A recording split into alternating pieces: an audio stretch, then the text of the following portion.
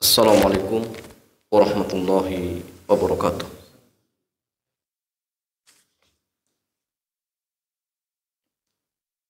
Alhamdulillah wassalatu wassalamu ala rasulillah wa ala alihi wa sahbihi ajma'in, amma ba'd. Ikhwan wa akhwati fillah, alhamdulillah di kesempatan malam yang mulia ini Allah kembali kumpulkan kita di majlis yang sangat mulia ini, yaitu majlis talabun ilmi. Dan malam hari ini jamaah kita masih pada kitab Al-Wajiz fi Fiqh Sunnati wal Kitabil Aziz karya Syekh Dr. Abdul Azim Al-Badawi hafizahullahu jalla wa ala. Dan jamaah sekalian, di kesempatan malam hari ini kita masuk pembahasan seputar al-ghuslu atau mandi. Jamaah sekalian, mandi yang dimaksudkan di sini adalah mandi apa? Mandi junub atau mandi yang sejenisnya. Dan jamaah, mandi junub ada faktor-faktor penyebabnya, atau ada faktor yang mewajibkannya. Syekh mengatakan mujibah tuh, hal-hal yang mewajibkan untuk mandi. Al-ula, yang pertama, khurujul mani fil yaqdhati aw fin naum. Keluarnya air mani baik dalam kondisi terjaga ataupun dalam kondisi tidur. Yang pertama jamaah, keluarnya air mani baik dalam kondisi terjaga ataupun tidur. Apa dalilnya?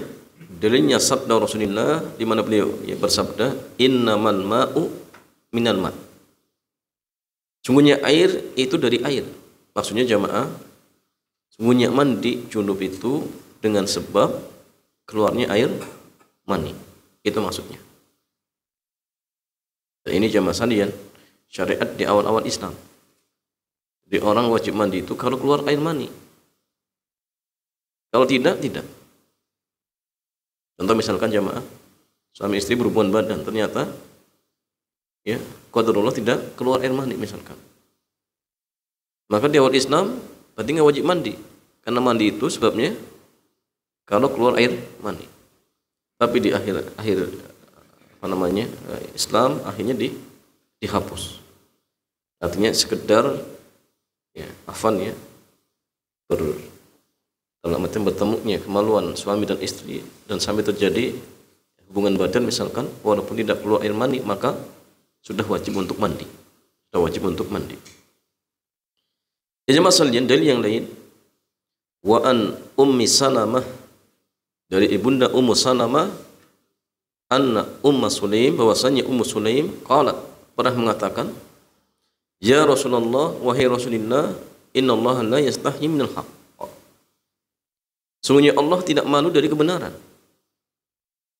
Fahal al-mar'ati ghuslun idhah tamalat. Apakah wajib bagi seorang perempuan untuk mandi ketika mani basah?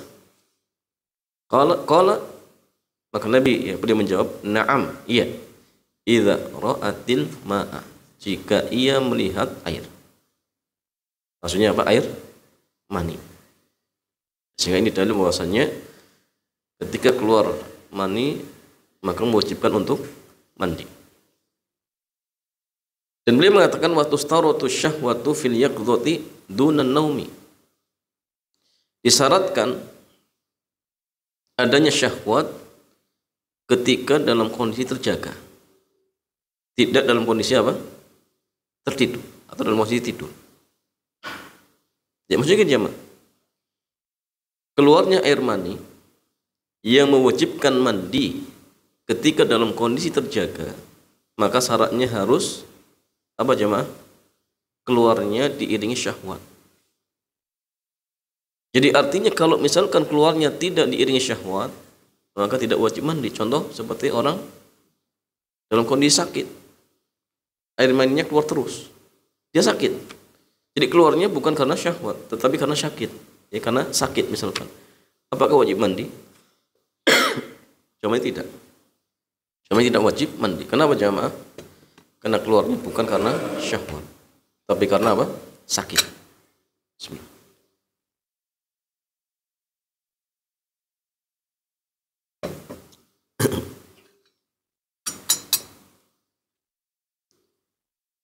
Tidak dalam kondisi tidur. Adapun tidur jamaah sekalian tidak disyaratkan syahwat. Kalau tidur syaratnya apa? Melihat air atau tidak. Melihat air atau tidak. Artinya gini. Ada seorang semalam dia nggak ingat mimpi basah atau tidak. Ternyata di pagi hari ketika dia bangun, dia lihat apa?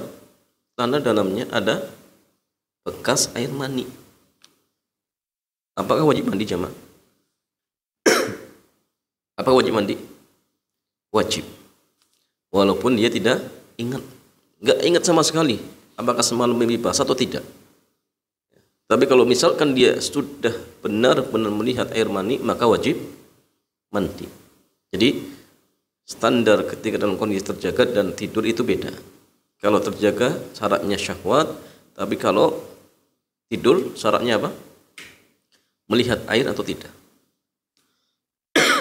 Contoh gini. Sebaliknya ada orang mimpi basah. Dia ingat mimpi. Pas pagi harinya dia lihat tanahnya kering. Misalkan jemaah. Pertanyaannya, wajibkah dia mandi? Semalam dia mimpi, dia ingat mimpi basah, tapi pas pagi harinya dia lihat tidak ada bekas air mani. Wajibkah mandi? Tidak wajib. Tidak wajib mandi. Jadi bedakan ya, kalau dalam kondisi terjaga syaratnya syahwat, tapi kalau dalam kondisi tidur syaratnya apa? Melihat air mani. Liqaulihi sallallahu hal ini berdasarkan sabda Rasulullah sallallahu idza hadzaftan ma'a faktasil minal janabati.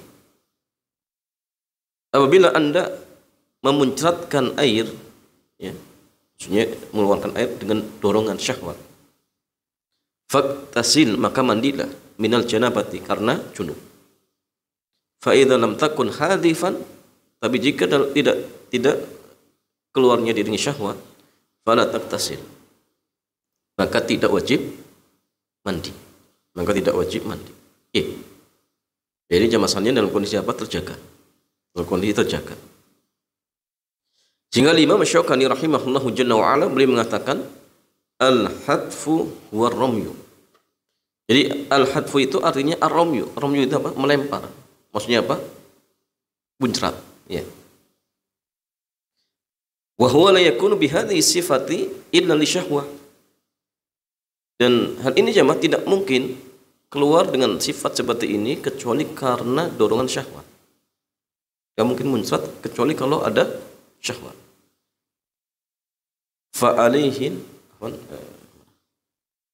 walihada qala musannif, oleh karena itulah ya musannif mengatakan wa fihi tanbihun ala anama yakhruju li ghairi syahwatin, ya, imma limaratin aw abrudah, ya, abrudah la yujibul ghusl. Maka di sini jamaah sekalian musannif memberikan komentar bahwasanya di sini ada tanbih, catatan bahwa air mani yang keluar jika tidak dasari atas dorongan syahwat, baik karena sakit ataupun yang selainnya atau kamakot, maka tidak wajib mandi. Tidak wajib mandi. Ya.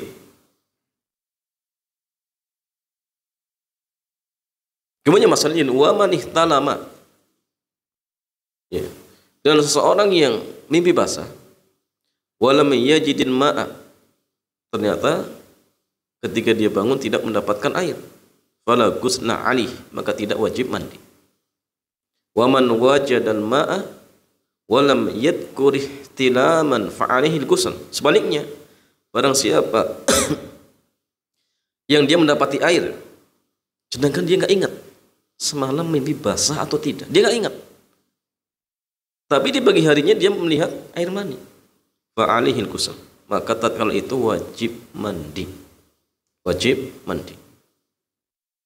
Jadi Bunda Aisyah radhiyallahu taala anha qalat, beliau mengatakan su'ina Rasulullah sallallahu alaihi wasallam 'anil rajuli yajidul banana wa la yadhkur ihtilama.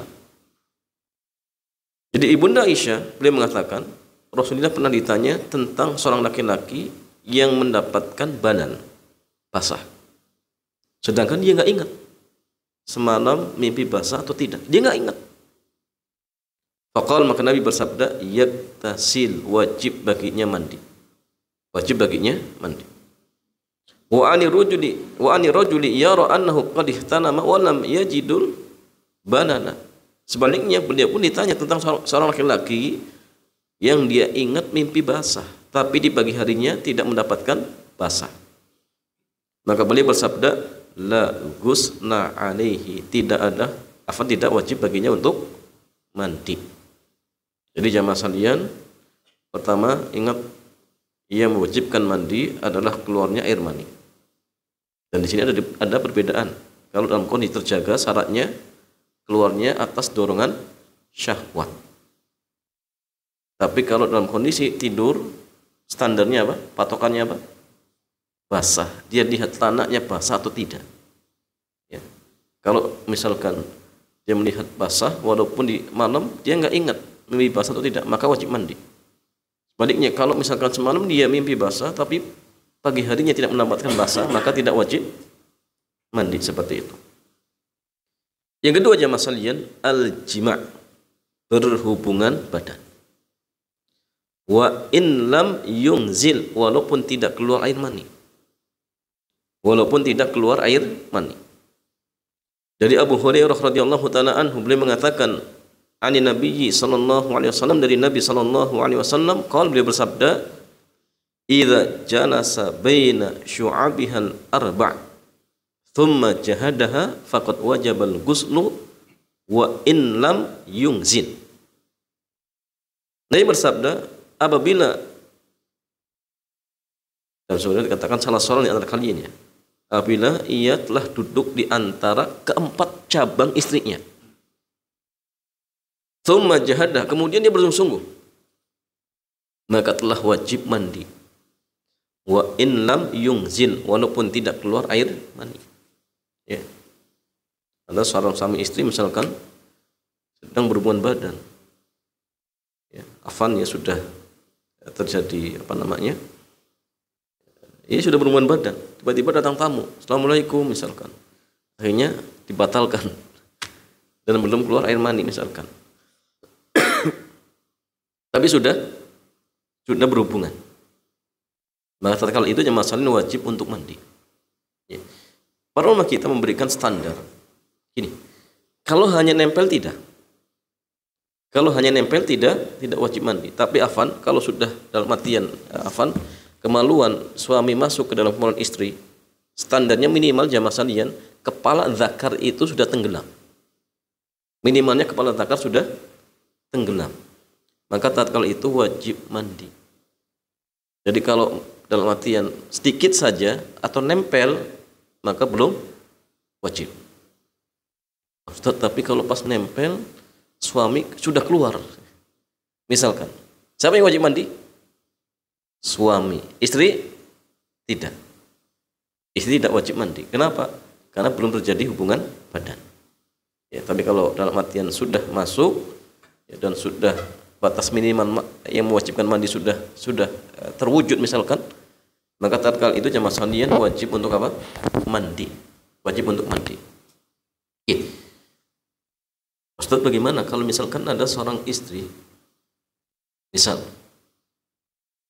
dimasukkan sperma suaminya lewat selang, apakah wajib mandi jamaah? Wajib mandi tidak? Jawabannya tidak. Jadi wajib mandi itu kalau apa? Afan terjadi jima, itu wajib mandi. Tapi kalau dalam artian memasukkan sperma lewat ya alat, maka tidak sampai mewajibkan mandi seperti itu.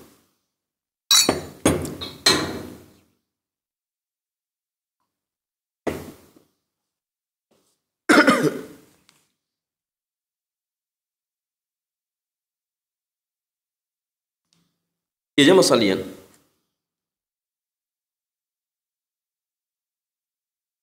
yang ketiga, Islamul kafiri.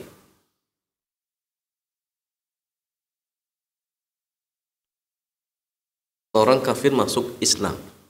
maka Syekh berpendapat bahwasanya wajib untuk mandi. Wajib untuk mandi. Dari Qais bin Asim, beliau mengatakan annahu aslama, bahwasanya ia masuk Islam, kemudian Nabi memerintahkan dirinya untuk mandi dengan air dan apa? Daun bidara. Dan daun bidara. Dan daun bidara. Ya, sehingga masalah ini dari menunjukkan bahwasanya orang yang baru masuk Islam disuruh untuk mandi. Ya, disuruh untuk mandi. Dan beliau ya memasukkan bahwasanya hal ini hukumnya wajib. Ini penulis kitab ya, Al-Wajiz fi Fiqh Sunnati wal Kitabil Aziz. Kemudian masalah yang keempat, inqita'ul haidi wan nifas. Berhentinya darah haid dan nifas. Di hadis Aisyah radhiyallahu taala anha, anna Nabiy sallallahu alaihi wasallam, bahwasanya Nabi bersabda di Fatimah binti Abi Khubais, kepada Fatimah binti Abi Khubais, idza aqbalatil haidah fanda'is salata. Jika haidmu telah berhenti maka jika haidmu datang maka tinggalkan sholat. Wa idza adbarat, dan jika haidmu sudah berhenti, faktasili wa sholli, maka mandilah dan sholatlah. Wan nifas kal haidi bil ijma', dan hukum nifas sama seperti haid berdasarkan ijma' para ulama. Jadi gini masalahnya, ketika seorang wanita sudah berhenti darah haid, maka wajib baginya untuk mandi. Dan apakah boleh mentakhir, mengundur? Berarti ada jamaah. Jawabannya boleh, dengan catatan tidak sampai meninggalkan sholat. Contoh misalkan seorang wanita berhenti haid, misal jam 7 pagi, berarti subuh sudah lewat. Bolehkah dia mengakhirkan sampai nanti jam setengah 12 karena ingin sholat zuhur misalkan? Jawabannya boleh, tidak masalah. Jawabannya diperbolehkan, tetapi yang terbaik disegerakan. Yang terbaik disegerakan. Tapi jangan masalahnya kalau misalkan dia berhentinya, misal contoh jam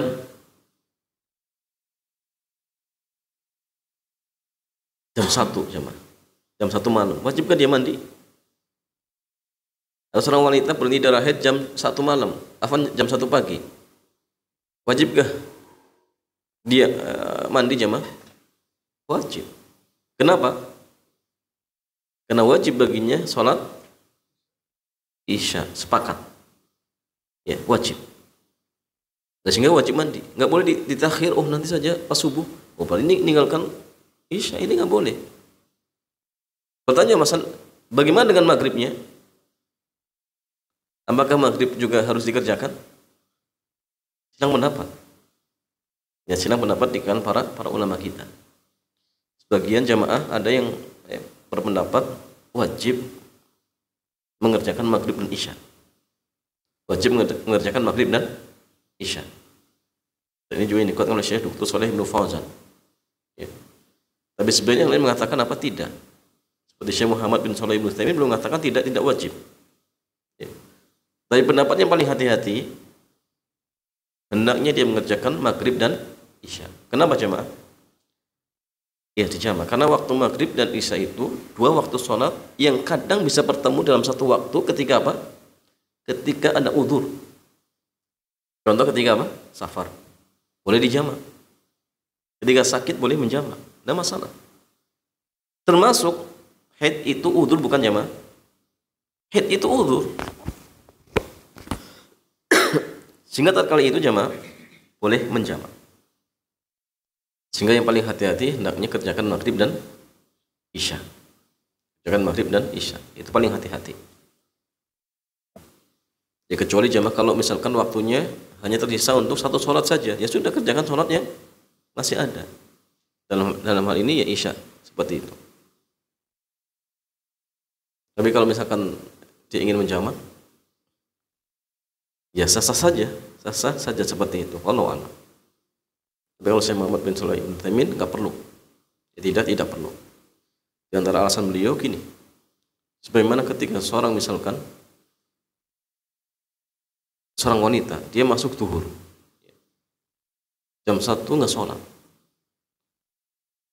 dan kemudian jam setengah 2 keluar darah haid. Pertanyaan Mas Andian, apakah zuhur itu harus diqadha? Jadi seorang wanita dia masuk zuhur, dia masih suci, artinya dia wajib sholat kan? Wajib. Tapi karena diundur, ternyata jam setengah 2 keluar darah haid. Pertanyaannya jemaah, apakah zuhur nanti ketika pas suci wajib diqadha? Wajib tidak jemaah? Wajib. Wajib karena dia mendapati zuhur dalam kondisi suci. Cuma gara-gara ditakhir, diakhirkan kemudian ternyata keluar darah haid, maka zuhur diqadha ketika berhenti haidnya. Tapi apakah asar diqadha juga? Jawabannya tidak. Jawabannya tidak, cuma zuhur saja. Ya cuma zuhur saja. Padahal kan asar dan zuhur bisa dijamak. Tapi para ulama kita mengatakan hanya apa? Zuhurnya saja. Sehingga ini pun berlaku sebagaimana tadi kata Syekh Muhammad bin Shalih Ibnu Utsaimin. Tetapi sekali lagi jamaah, yang paling hati-hati adalah menjamak antara maghrib dan isya. Ini paling hati-hati. Al-khuruj minam khilaf, keluar dari silang pendapat di kalangan para ulama. Yang kemudian masalian yaumul jum'ah. Di antara hal-hal yang mewajibkan mandi yaumul jum'ah. Ini juga pendapatnya wajib jemaah. Sebenarnya ini mengatakan apa? Sunnah. Dari Abu Sa'id Al-Khudri radhiyallahu taala anhu, anna Rasulullah sallallahu alaihi wasallam qala, dia bersabda, ghuslul jum'ati wajibun ala kulli muhtalimin. Mandi Jumat itu wajib bagi setiap orang yang sudah balik. Lafadznya wajib, maka boleh berpendapat apa? Wajib. Tapi jamaah sebagian yang lain mengatakan apa? Sunnah. Wallahu alam, mungkin jumhur ya, kamal. Sehingga yang paling hati-hati jamaah, diusahakan mandi. Kapan batas dibolehkan untuk mandi Jumat jamaah? Kapan jamaah? Setelah terbit apa jamaah? Fajar shadiq di hari Jumat pagi. Itu sudah boleh. Tapi kalau misalkan dia ingin mandinya setelah matahari terbit, lebih bagus lagi. Jadi untuk orang-orang yang di kerjaan nggak mungkin mandi, maka pas subuh niatkan untuk sekalian mandi Jumat. Dan mandi ini jamaah sunnah untuk siapa? Atau wajib untuk siapa? Yang ingin sholat Jumat. Jadi kalau ibu-ibu di rumah ya tidak wajib, ya tidak sunnah. Kenapa? Ini maksudnya untuk orang yang ingin sholat Jumat seperti itu.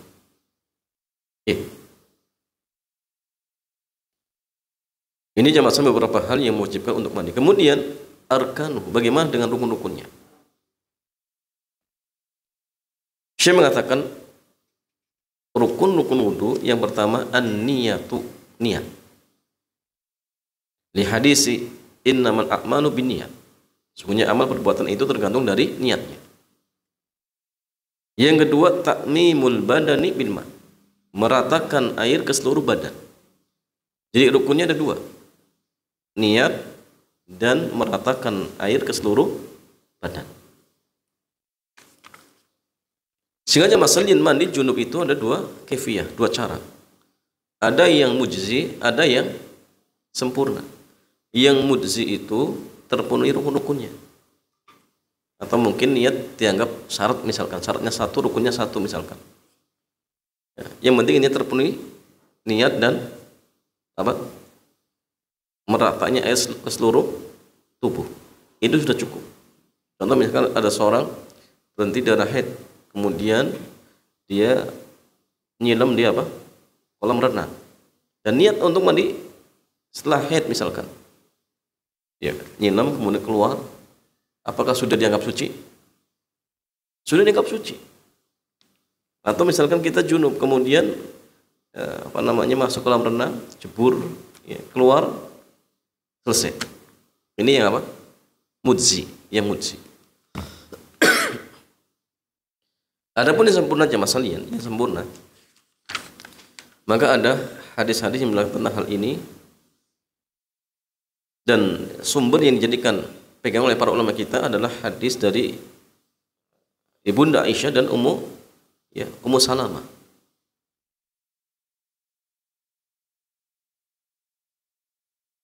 Atau jamaah sekalian Ibunda Maimunah, ya, atau Ummu Salamah cuma.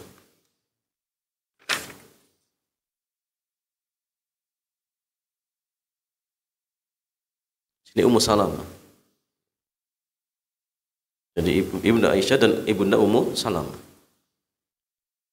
Yang pertama jemaah sekalian, dari Ibunda Aisyah radhiyallahu taala anha qalat, beliau mengatakan kana Rasulullah sallallahu alaihi wasallam idza iktasala minal janabati yabda'u fayaghsilu yadayhi. Dahulu Rasul ketika beliau ingin mandi junub, maka beliau memulai dengan membasuh kedua telapak tangannya. Dibasuh.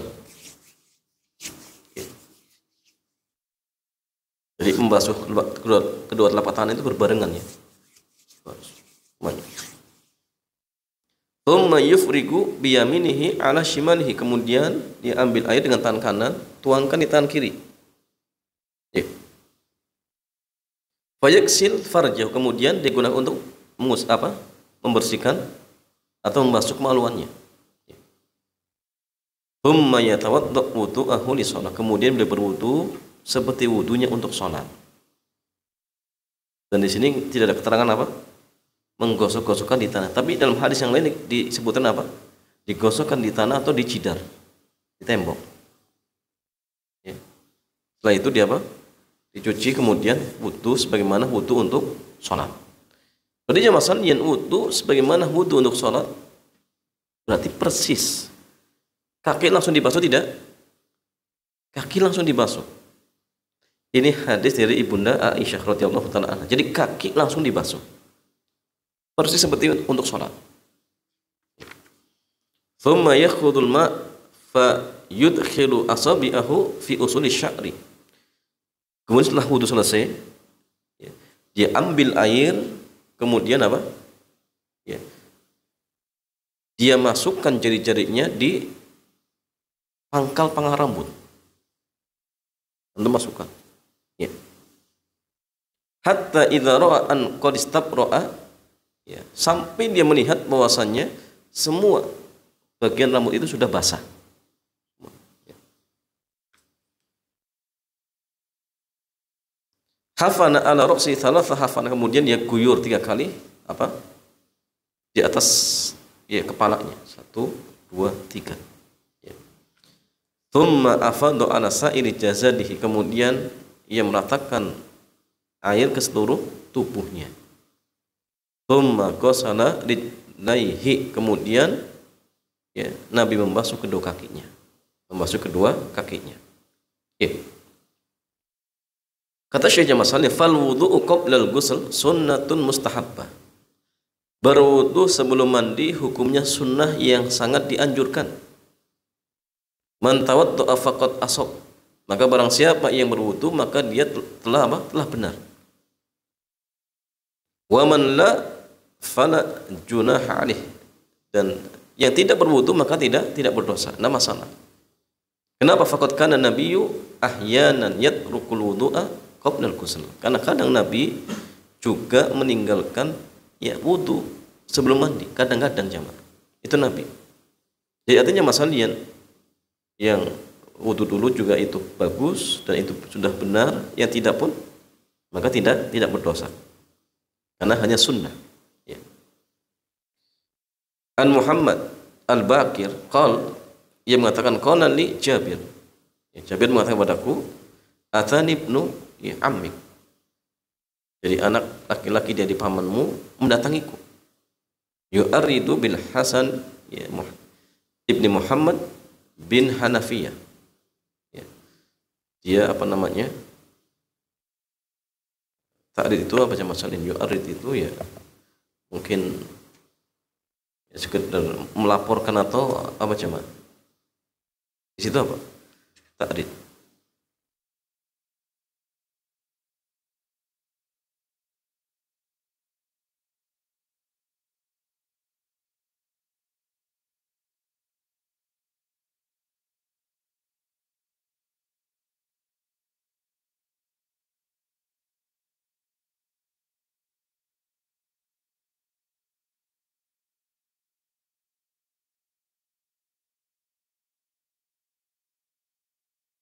Ya, atau dalam artinya masalah ini ya memberikan ya kabar seperti itu ya, berita tentang apa namanya Hasan ya bin Muhammad bin Hanafiyah. Oh, kama qala. Qala li, yang mengatakan kepadaku, kaifal ghuslu minal janabati? Bagaimana tata cara mandi junub? Qultu, maka saya mengatakan, kana nabiyyu yakhudhu thalatha ya akufin. Ya. Nabi SAW dulu mengambil tiga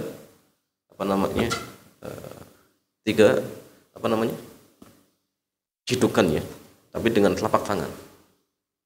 Fayufiduha ala raqsi, kemudian dia tuangkan di atas kepalanya. Thumma yufidu ala sa'iri jasadi, kemudian beliau menuangkan di atas seluruh tubuhnya.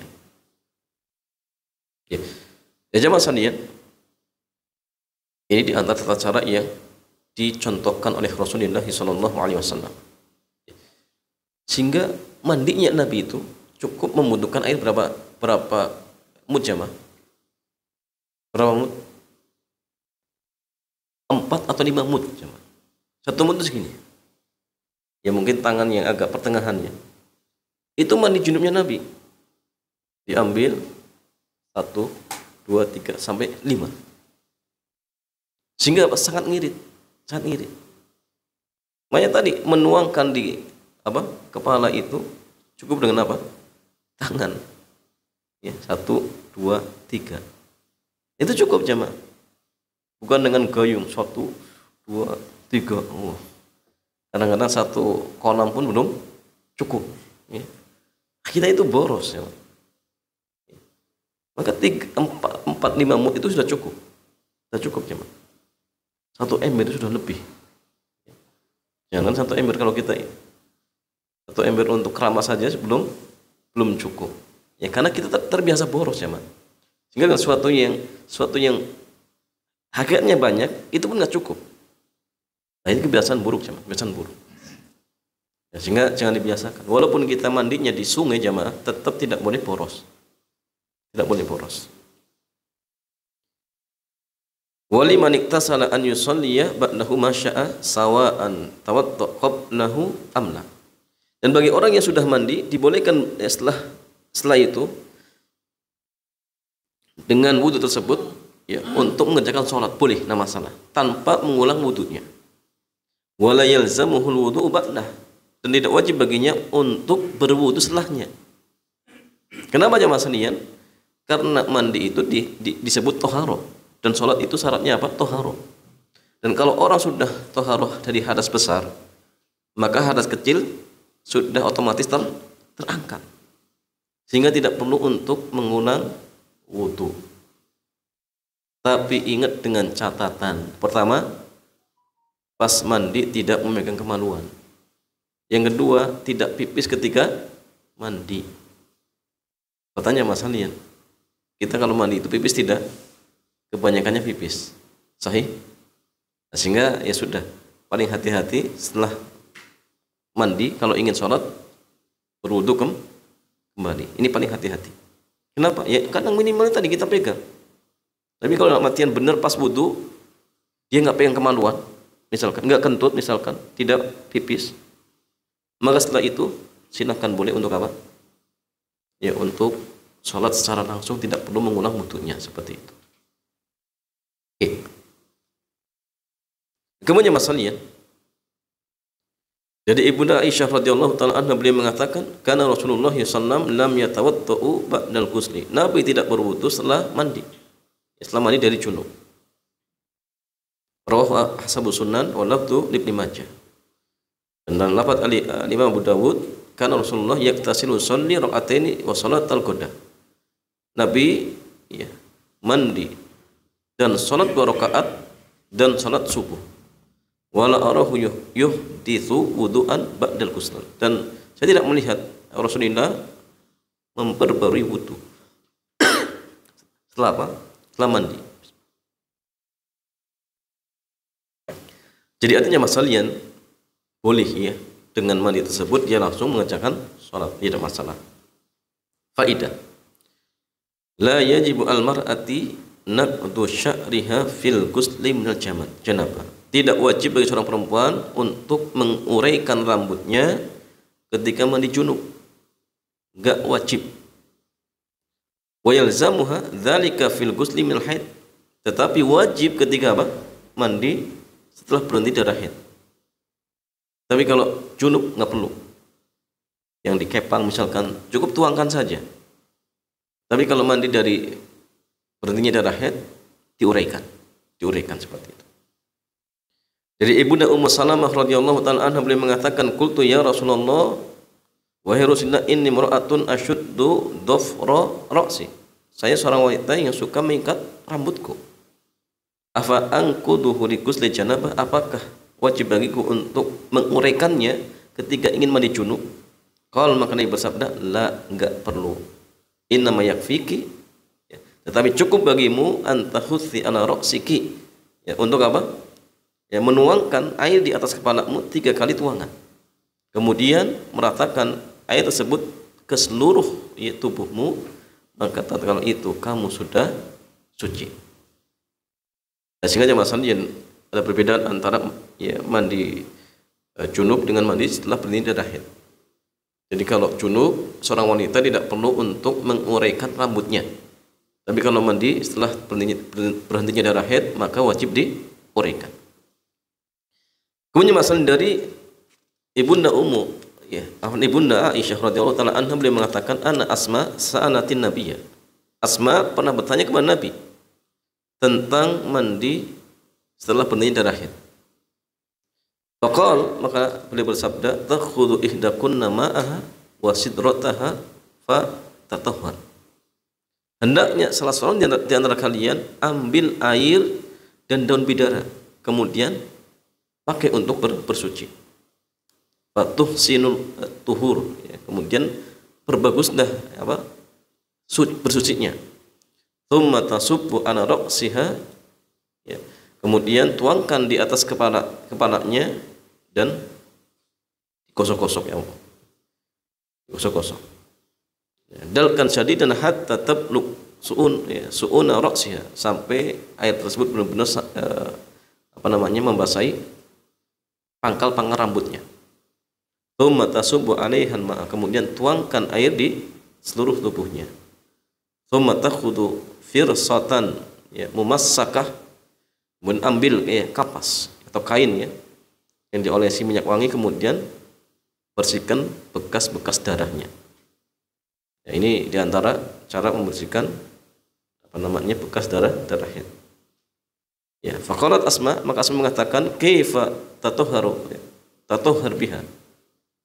Bagaimana ya, dia bisa mensucikan? Faqala, yang mengatakan, subhanallah, tatahharina biha. Ya. Nabi bertasbih, ya. Artinya kok enggak paham-paham, ya. Subhanallah, tatahharina biha. Dia sudah suci dengan hal tersebut. Faqala Aisyah, ka'annaha tukhfi dzalika, ya, tatabba'ina athrodam, ya. Kemudian masalahnya, fahadul haditsu sharihun fit tafriqi baina ghuslil mar'ati minal mahidi wa ghusliha minal janabati. Di sini ada perbedaan antara seorang wanita ketika mandi setelah junub atau mandi setelah berhentinya darah haid. Ya. Jadi kalau mandi junub tidak wajib menguraikan rambutnya, adapun kalau misalkan mandi setelah berhentinya haid, maka wajib diuraikan rambutnya. Iya. Dan alasannya masalahnya karena junub itu berulang-ulang. Nah, sehingga kalau misalkan diwajibkan untuk diuraikan, ini masyaqqah. Beda dengan apa? Haid. Berhenti dari darah haid itu mungkin sebulan sekali. Sehingga masyaqqahnya apa? Masyaqqahnya tidak ada. Masyaqqahnya tidak ada. Coba bayangkan kalau seorang wanita misalkan setiap hari junub, ya, setiap hari junub harus diuraikan terus, aduh, capek jamaah. Apalagi rambutnya panjang ya, membasahi pakaiannya, wah repot, repot. Maka datang syariat memberikan kelonggaran, memberikan takhfif seperti itu. Ya, faidah jamaah ya juzu lizaujaini an yaktasila ma'an fi makan wahidin. Boleh bagi suami dan istri mandi bareng di satu tempat, boleh jamaah, enggak masalah.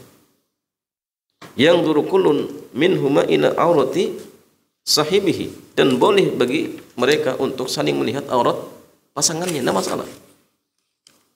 Hal ini masih berdasarkan hadis dari Ibunda Aisyah radhiyallahu taala anha, kuntu aktasilu ana wa Rasulullah min ina'in wahidin wa nahnu junuban. Saya pernah mandi bersama Rasulullah dengan menggunakan satu bejana, dan kami berdua dalam kondisi apa? Junub. Nah, sehingga jamaah antum sekali-kali praktekkan dengan istri.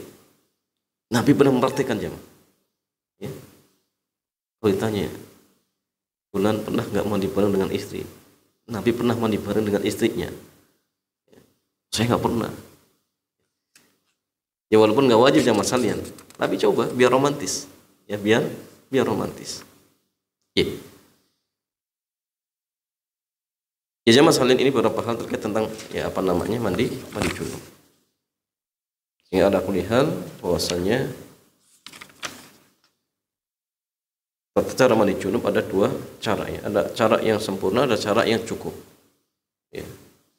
Dan nanti jamaah sekalian, cara yang sempurna itu memang ada banyak cara ya. Ini tidak disebut secara detail. Ya. Saya jelaskan secara singkat jamaah sekalian. Pertama antum niat, ya, niat, kemudian cuci kedua telapak tangan. Ya. Setelah itu jamaah sekalian ambil air, tuangkan ke tangan kiri, gunakan untuk membasuh kemaluan. Setelah itu apa? Setelah itu gosokkan ke tanah atau ke tembok. Ya. Setelah itu apa? Berwudu secara sempurna.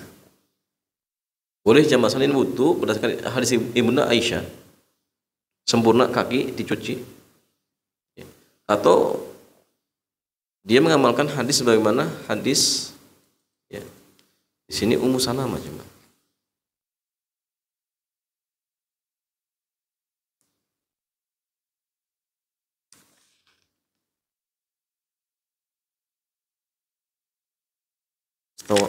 Anak satunya hadis dari Ummu Maimunah ya.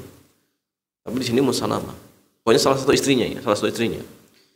Dia boleh mengakhirkan membasuh kaki. Boleh nanti. Tapi sebagian ulama kita menjamak kapan kaki itu langsung dibasuh, kapan kaki diakhirkan. Mereka mengatakan dilihat tempat mandi kita.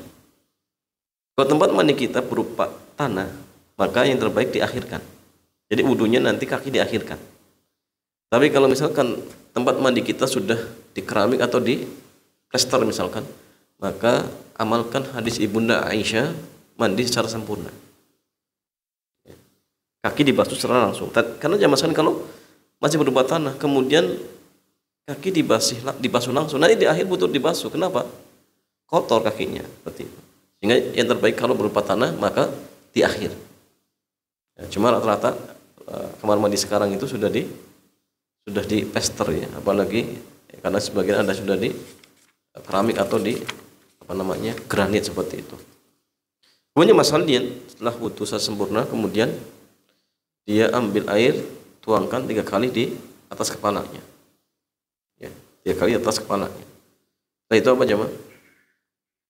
Setelah itu tuangkan ke seluruh tubuh kita. Ya. Dan sebagian ada yang mentanbih gini jemaah. Kalau bisa di awal-awal itu air tersebut jangan dicampur dengan sabun. Murni air. Karena sebagian ada yang berpendapat kalau dicampur dengan sabun itu menjadi air apa? Suci tapi tidak mensucikan. Ya. Maka di awal jangan pakai sabun. Ini khuruj minal khilaf. Ya. Walaupun jamaah sebagian tidak mensarankan seperti ini, tapi ada yang mensarankan seperti ini. Antum seperti biasa dulu pakai air benar-benar air murni. Ya, nanti kalau sudah basah semua, dan ini sudah sah. Nah, itu silakan kalau ingin menyempurnakan silakan pakai sabun, pakai sampo. Seperti itu. Tapi jangan dari awal pakai sampo dan pakai sabun. Karena sebagian ada berpendapat kalau di awal pakai sampo, pakai sabun, maka air yang dipakai itu menjadi air suci tapi tidak mencucikan. Ada yang berpendapat seperti itu, ya. Ya. Kemudian masalahnya setelah seluruh dari tubuh kita terkena air, maka sudah dianggap suci. Sudah dianggap suci. Adapun nanti terkait tentang istinsak dan kumur-kumur ini sunnah. Ya tidak sampai wajib. Ya tidak sampai wajib. Jadi mungkin jamaah sekalian, kalau misalkan di antara kita sekalian ada yang pakai gigi palsu sehingga air nggak bisa masuk, gimana jemaah? Sah tidak mandi junubnya? Sah tidak jemaah? Jelas sah. Karena yang dimaksud itu bagian-bagian luar. Ya. Adapun bagian dalam itu pembahasan terkait kumur wajib tidak? Jawabannya nggak wajib. Ketika mandi junub tidak wajib seperti itu. Sehingga artinya sama sekalian tidak sampai membatalkan mandi junubnya seperti itu. Wallahu ta'ala a'lam bis-shawab. Demikian jamaah sekalian, mudah-mudahan kajian kesempatan malam hari ini bermanfaat. Selanjutnya seperti biasa kita buka tanya jawab. Dipersilakan.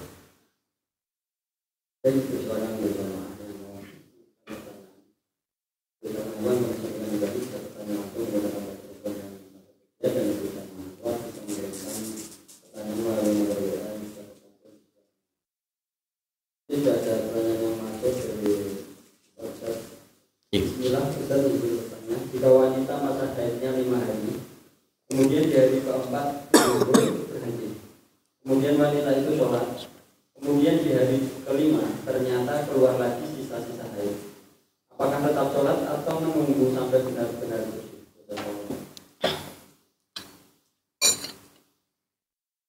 Jadi masalah seorang wanita, dia mempunyai kebiasaan haid 5 hari.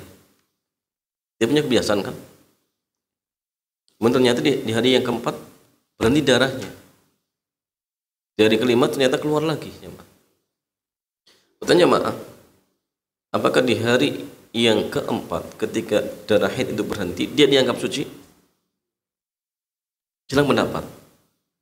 Pendapat yang kuat, berhentinya haid di masa-masa haid itu masih dianggap haid. Sebagaimana pendapat Syekh Muhammad bin Shalih Al-Utsaimin. Nah, sehingga berhenti di hari keempat itu karena ini masih masa haid dia, ya, maka dianggap haid. Ya. Sebenarnya dia mengatakan dia dipintang untuk mandi, tapi ya, pendapat Syekh Muhammad bin Shalih Al-Utsaimin, kalau misalkan dalam artian dia diwajibkan seperti itu, ini masyaqqah. Ya. Sehingga pendapat yang paling gampang itu jemaah, kalau dalam artian berhentinya di masa haid tetap dianggap haid. Karena gini jemaah, keluarnya darah haid itu tidak sebagaimana yang kita bayangkan keluar terus, enggak. Haid itu kadang keluar berhenti, keluar berhenti, keluar berhenti. Sehingga ketika seorang wanita dia punya kebiasaan 5 hari, maka patokan dia dengan kebiasaan. Nah, selagi 5 hari misalkan, maka ketika di sela-sela ini ada berhenti yang mungkin 1 jam, 3 jam, 4 jam, maka semua dianggap haid. Semua dianggap haid. Ya. Kecuali gini jemaah, dia punya kebiasaan 5 hari. Misal, ternyata di hari ke-6 masih keluar. Di hari ke-6 masih keluar. Apakah darah yang keluar di hari yang ke-6 ini dianggap haid? Ya, dianggap haid tidak jemaah? Kalau dia punya kebiasaan 5 hari, maka keluarnya darah di hari yang ke-6 dianggap darah istihadah. Darah penyakit yang keluar dari urat yang pecah. Dan itu tidak dianggap haid. Dan dia dianggap suci. Sehingga tatkala itu wajib untuk mandi dan sholat. Seperti itu. Kalau dia punya kebiasaan 5 hari, ternyata di hari ke-6 masih keluar, maka itu dianggap istihadah. Kecuali kalau orang yang tidak punya kebiasaan, maka ketika darah itu keluar semua dianggap haid. Tapi kalau dia punya kebiasaan, maka yang di luar kebiasaannya itu dianggap darah istihadah. Seperti itu. Karena ingat, darah istihadah dan haid itu beda ya. Hukumnya juga beda. Keluar darah istihadah dianggap suci, keluar darah haid dianggap tidak suci. Ya. Kalau keluar dari istihadah wajib sholat. Kalau di bulan Ramadan wajib puasa. Sehingga penting untuk membedakan antara dua darah ini jemaah. Di antara perbedaannya, darah haid itu warnanya hitam pekat, istihadah merah. Darah haid itu keluar dari rahim, istihadah dari urat yang pecah, maka dianggap darah penyakit. Darah istihadah baunya amis seperti darah biasa. Haid baunya ada tersendiri ya. Wanita lebih paham. Kemudian darah haid itu sebelum keluar itu menggumpal, setelah keluar mencair. Ya. Darah haid itu sebelum keluar menggumpal, setelah keluar mencair. Darah istihadah sebelum keluar cair, setelah keluar menggumpal. Itu beda. Ya. Kemudian darah haid itu tebal, darah istihadah itu tipis. Itu diantara ciri-ciri perbedaannya seperti itu. Sehingga kalau misalkan bisa membedakan, ya lihat saja darahnya seperti itu. Ya, tapi kalau misalkan dia punya adat, maka silakan berpatokan dengan kebiasaannya. Dan kebiasaan itu bisa dianggap ketika sudah terulang sampai 3 kali. Bulan ini 3 hari, bulan depannya 3 hari, bulan depannya 3 hari, berarti bahasan dia 3 hari. Jangan ada seorang wanita bulan ini 7, bulan depan 7, bulan depannya 7, berarti 7 hari. Tapi kalau bulan ini 7, bulan depannya 8, bulan depannya 9, berarti dia nggak punya kebiasaan. Maka seluruh darah yang keluar dianggap haid. Baik 9 hari, 8 hari, 7 hari seperti itu. Tapi kalau punya kebiasaan, maka yang keluar di luar kebiasaannya dianggap istihadah. Seperti itu. Wallahu ta'ala a'lam.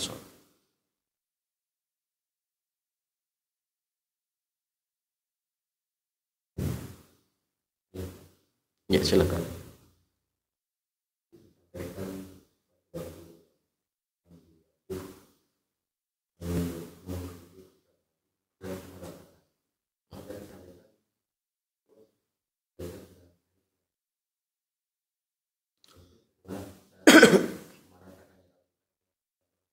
Nah, ya. Ini masalah jen. Sebagaimana tadi disebutkan bahwasanya Nabi mandi junubnya membutuhkan 4 atau 5 mud. Ya. Kalau misalkan ingin menuangkan air ke seluruh tubuhnya, pertama 3 kali ya, itu pakai telapak tangan. 1. Bisa rata tidak jamaah? Bisa. Rata. Jadi mandi itu, yang penting intinya semua tubuh kita tersentuh apa? Air. Syaratnya apa jamaah? Dikatakan dalam artian membasuh, syaratnya itu ada air yang ngalir di sini. Ada air gerak. Walaupun nggak netes, itu sudah dianggap basuhan. Ya. Apalagi sudah netes 1, 2, 3, oh sudah cukup.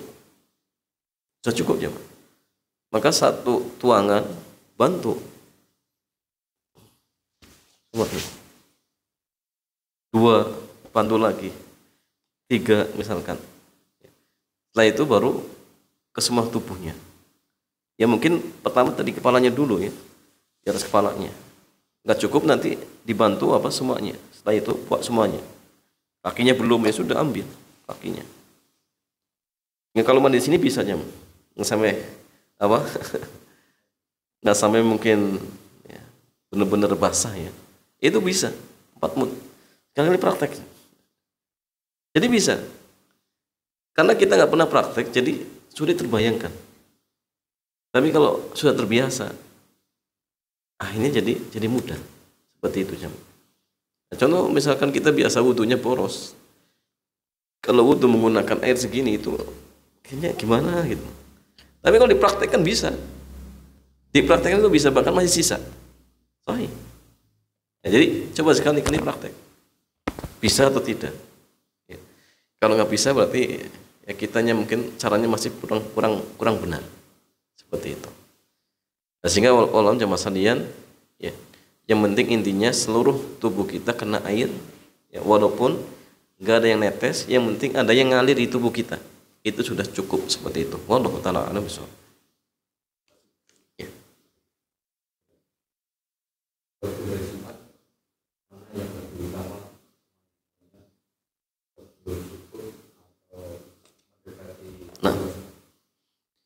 Kalau secara umum jamaah yang paling afdal mendekati Jumat. Kan di antara maksud dan tujuannya agar apa? Agar kita pas sholat Jumat dalam kondisi apa?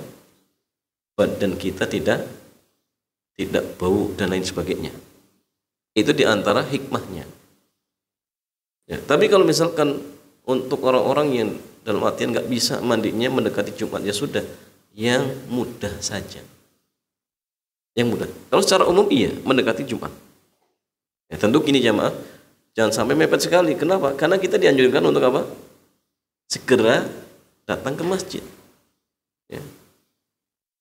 Oh, ini kan afdal mandinya. Oh, nanti mandinya pas adzan, setelah adzan pertama. Oh, ini jangan masalah dia meninggalkan keutamaan yang lain. Enggak. Jadi keutamaan ini tetap kita harus dalam artian mensinkronkan dengan keutamaan-keutamaan yang lain.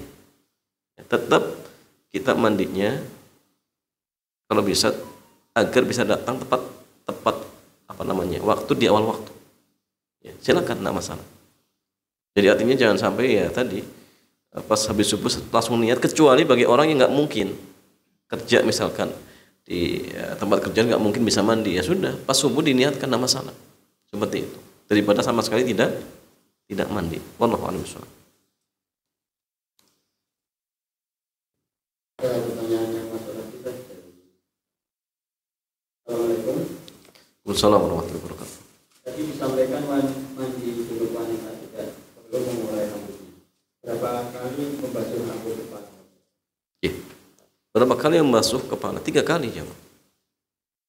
Jadi ambil 3 cidukan, ya. 2, 3.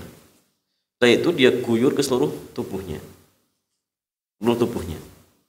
Nah, termasuk kalau misalkan rambutnya butuh diguyur lagi, tidak masalah. Tapi awalnya 3 kali. Setelah itu baru seluruh tubuh yang belum terkena air basuh. Dan itu sudah cukup. Kalau semuanya sudah basah maka sudah cukup seperti itu. Ya. Dan apakah rambut dipastikan harus kena air? Iya. Kan dibasuh, dituangkan. Dan dituangkan itu akan apa? Akan mengenai akar-akar rambutnya. Ya, sambil di apa? Di sela-sela kan bisa. Tapi yang kepangannya nggak perlu ya. Kepangannya tidak perlu. Seperti itu. Ya, coba dipraktekkan. Yang perempuan yang punya rambut agak panjang, kemudian dikepang, tuangkan tuangan air, kemudian di sela-sela bisa tidak seperti itu. Ya. Wallahu ta'ala a'lam bishawab. Jadi 3 kali ya, 3 kali.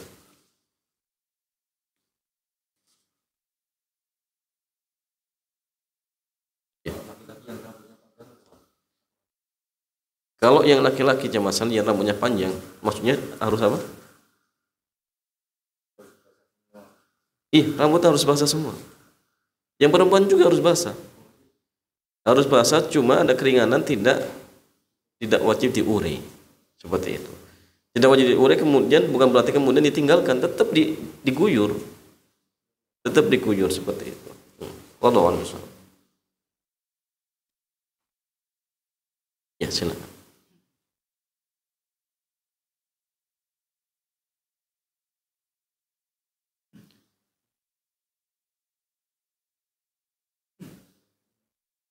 Wassalamualaikum warahmatullahi wabarakatuh.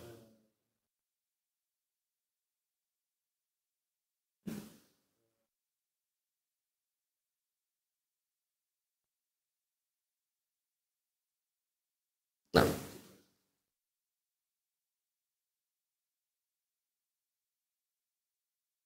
mati. Nah,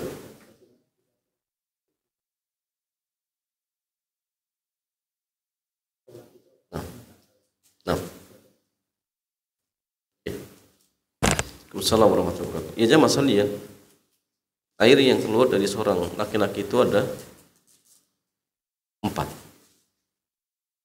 Air kencing, mani, wadi, madhi, terus apa? Sudah ya. Kencing, mani, wadi, madhi, wadi. Ada 4. Perempuan lebih banyak lagi.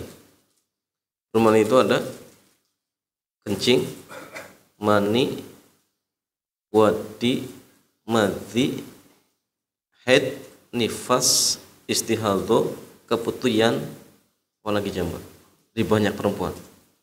Ya. Dan hukumnya beda-beda jamaah. Ada yang sama, ada yang beda. Ada yang sama, ada yang beda. Ya. Kalau yang laki-laki tadi ya, kalau keluar air mani, apakah najis atau suci? Ini sedang pendapat. Dari pendapat yang kuat, suci. Pendapat yang kuat itu suci.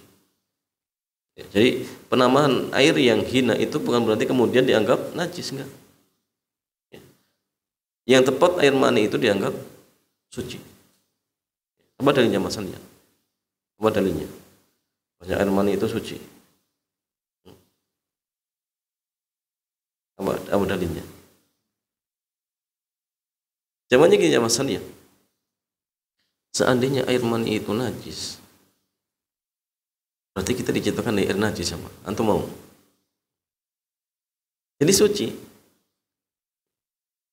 Makanya di antara logika kita ya. Yang kedua jemaah, ada hadis yang menjelaskan Nabi Ibunda Aisyah pernah mengerik pakaian yang kena apa?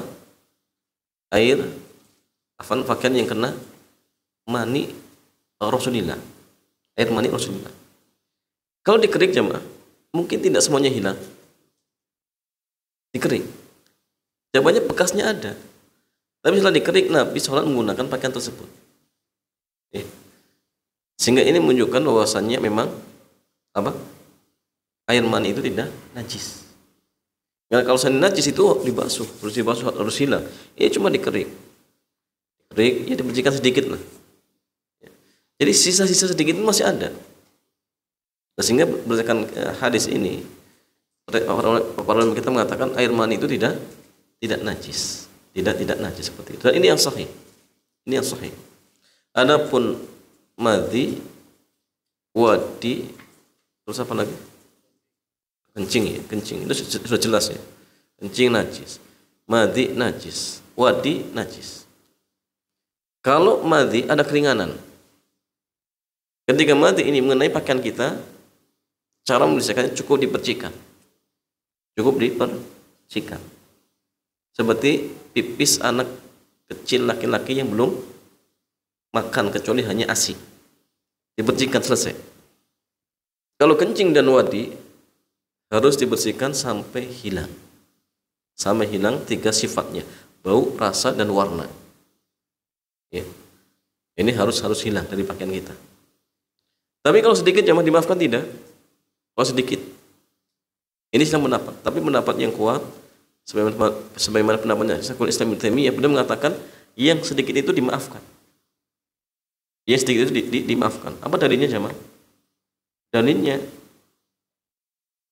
kita dibolehkan untuk istijmar. Apa istijmar jamaah? Membersihkan kotoran dengan apa? Batu. Kalau seseorang membersihkan kotoran dengan batu, istijmar, kira-kira jemaah bisa bersih total tidak? Sulit ya. Ada sedikit itu dimaafkan. Begitu pula kalau sendal kita nginjak kotoran, bagaimana cara membersihkannya? Digosokkan. Pertanyaan, kalau digosokkan mungkin tidak ada sedikit yang masih nempel? Mungkin.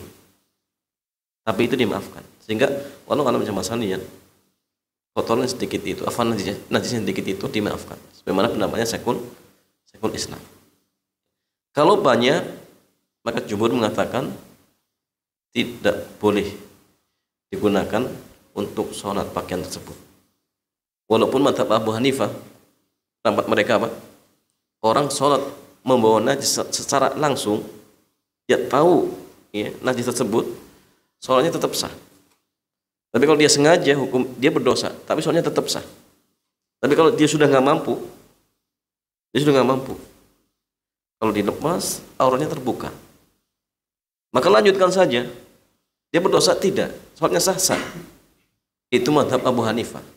Tapi kalau mazhab jumhur ulama, wajib untuk dilepas. Kalau tidak memungkinkan, ya sudah batalkan, kemudian cari pakaian baru atau cari pakaian bersih. Cari pakaian yang bersih, kemudian diulang sholatnya. Ya. Tapi Allah Ta'ala bisa masalah gini. Kalau kondisinya tidak memungkinkan, maka wallahu alam pendapat Abu Hanifah ini solusi. Antum lagi safar misalkan, pakaian cuma satu, mau pinjam nggak mungkin, beli juga nggak mungkin, sudah sholat apa adanya, sah, insya Allah sah, insya Allah sah. Jadi jangan gara-gara karena sedikit najis tersebut akhirnya kita tinggalkan sholat, jangan. Dan sholat itu jamaah ibadah yang tidak mungkin tergugurkan ketika kita masih punya akal. Kewajiban kita fattaqullaha mastata'tum, bertakwalah kepada Allah semampu kalian. Salat. Ya. Walaupun pakaian kita ada najis. Kalau sudah tidak memungkinkan, sudah salat saja. Kalau mungkin dibersihkan semampunya, bersihkan. Kalau tidak memungkinkan, ya sudah salat. Ikut pendapat mazhab Abu Hanifah. Ini solusi kalau kondisi kita apa? Sudah kesulitan. Ya, karena ingat agama kita itu yusrun, mudah, bukan memberatkan kita, mudah. Seperti itu jemaah. Wallahu ta'ala alam bishawab. Satu pertanyaan terakhir.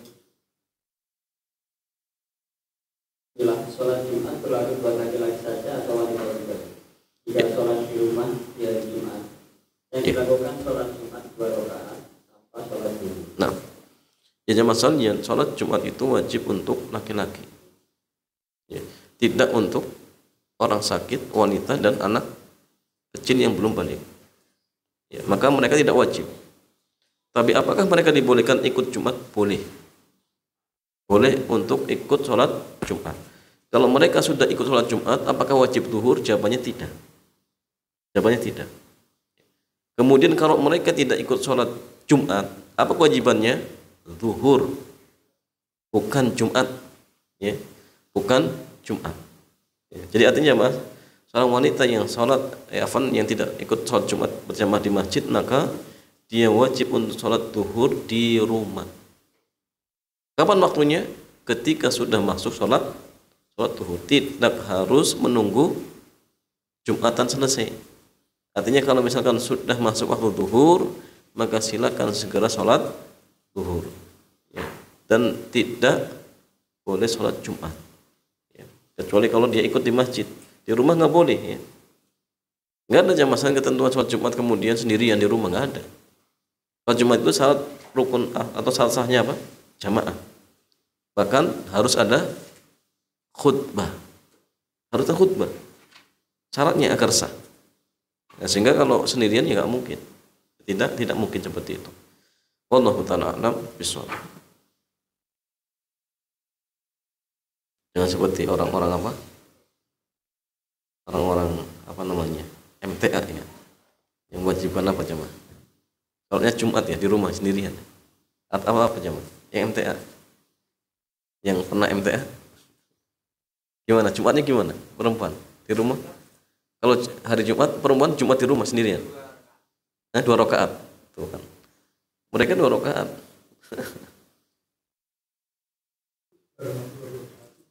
Assalamualaikum.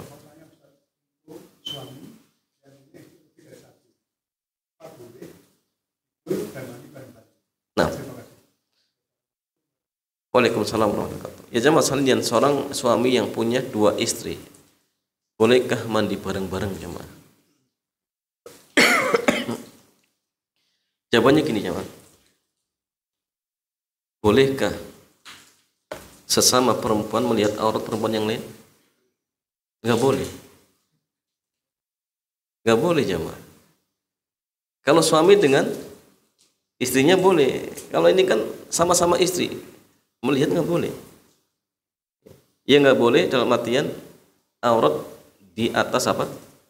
Pusar dan di bawah lutut itu dibolehkan. Tapi kalau di antara pusar dan lutut itu nggak boleh. Ya. Jadi kalau nggak boleh, ya itu otomatis tidak boleh mandi bareng. Ya. Kalau tidur sekamar boleh tidak jemaah? Kalau saling tidur tidak masalah. Kalau hanya tidur saling tidur tidak masalah. Dan itu nggak boleh memaksakan, nggak boleh. Karena setiap istri itu dia punya hak. Ya. Kalau dipaksakan harus sekamar misalkan itu nggak boleh. Tapi kalau mereka itu tidak masalah. Tapi kalau dalam artian sampai tadi yang melihat auratnya, maka ini ada pembahasan tersendiri. Karena aurat seorang perempuan di hadapan perempuan yang lain, maka ya, antara pusar dan lutut. Jadi kalau mandi telanjang berarti otomatis kelihatan. Jadi dibolehkan cuma apa? Suami dan istri. Ya, itu baru boleh. Ya, adapun istri dengan istri maka tidak dibolehkan seperti itu. Wallahu taala a'lam bishawab. Ya, demikian ya Mas Sandian, mudah-mudahan kajian di kesempatan malam yang mulia ini bermanfaat. Kita tutup subhanakallahumma bihamdik asyhadu an la ilaha illa anta astaghfiruka wa atubu ilaik. Assalamualaikum warahmatullahi wabarakatuh.